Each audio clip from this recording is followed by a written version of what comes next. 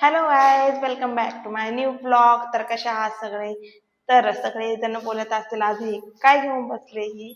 तर मला आज चॉकलेट शेक बनवायचंय. सो चॉकलेटच्या related coffee and all things मला खूप आवडतात. सो माझं आज मन केलं कारण मी हे बाय केलंय. सो मला ह्याच्या मदतीने आज चॉकलेट शेक बनवायचा आहे. सो चला बनवूया तुमच्यासोबत चॉकलेट शेक. तर बघूयात कसं होतंय आज मला चॉकलेट शेक ह्याच्या मदतीने. युजली मी मिक्सरमध्ये बनवत असते. सो फर्स्ट टाइम मी ह्याने बनवणार आहे. तर आज आपण त्यासाठी लागणारे सगळे सामान घेतलंय. हे आहे दूध, साईडला ठेवूया आता. हे चॉकलेट सिरप हे पण साईडला ठेवूया. हे हे सगळे लागणार आहे त्याच्यासाठी वस्तू तुम्हाला कळेलच नंतर. हे आईस्क्रीम हे पण साईडला ठेवूयात. आता फर्स्ट शुगर पण साईडला ठेवूया. आणि हे चॉकलेट पावडर हे माझं खूप फेवरेट आहे. चला तर सुरुवात करूया आपण ह्याच्यापासून.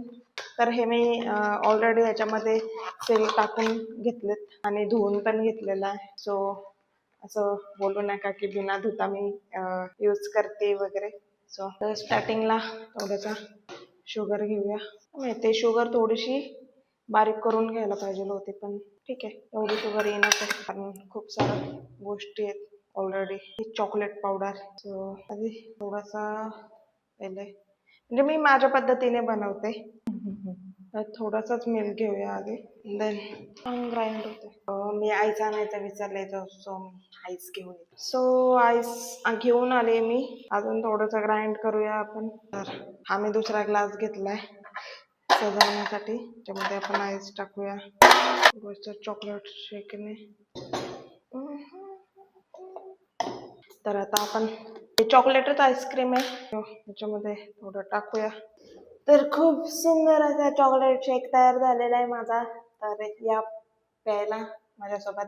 तर तुम्हाला माझा चॉकलेट शेक आवडला असेल तर तुम्ही पाहिलंच असेल, तुमच्या समोरच मी रेसिपी बनवली आहे, म्हणजे काय काय टाकलंय. सो रेसिपी मला वाटत नाही की मला वेगळं काही सांगायची गरज आहे. सो अशा प्रकारे मी खूप सुंदर, खूप डिलिशियस दिसतोय, खूप मस्त दिसतं आणि खूप छान लागणार आहे असं मला वाटतंय. पण तरी पण मी तुमच्या समोर एकदा ट्राय करून बघते कसं लागतं. म्हणजे मी कॉफी शॉप आणि हॉटेल्समध्ये आतापर्यंत जे चॉकलेट शेक पेले त्यापेक्षा खूपच जास्त, म्हणजे 100% मधून 101% देते मी माझ्या स्वतःच्या चॉकलेट शेकला. एकच नंबर चॉकलेट शेक झाला. तर तुम्हाला माझा चॉकलेट शेकचा ब्लॉग आवडला असेल तर नक्कीच लाईक करायला, सबस्क्राईब करायला आणि शेअर करायला विसरू नका. बाय.